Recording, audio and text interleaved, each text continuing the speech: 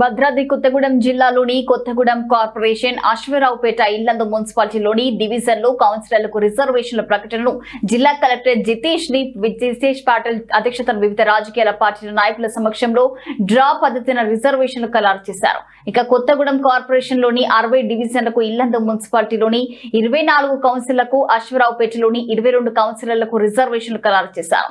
మొత్తం మున్సిపాలిటీలకు కార్పొరేషన్లలో ఈసారి అత్యధికంగా మహిళలకు 50% రిజర్వేషన్లు కేటాయించడం గమనార్హం. రిజర్వేషన్లు ఖరారు కావడంతో ఆశావాహులు కొందరు నిరుత్సాహపడగా మరికొందరు ఉత్సాహంలో ఉన్నారు. మహిళలకు ఉందని లాటరీ ద్వారా తీయడం జరుగుతుంది.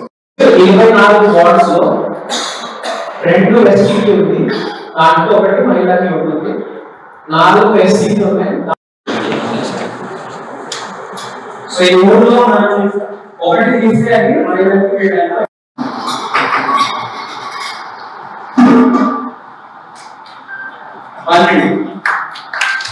సో ఎస్టీ రిజర్వేషన్ కంప్లీట్ అయింది. అశ్వరావుపేటకి ఉండాలి. నెక్స్ట్ ఎస్సీకి ఈ 4 ఇప్పుడు మనం చిప్స్ తయారు చేసుకుని దాని నుంచి 2 మహిళల కోసం లాటరీ తీసుకుంటాం.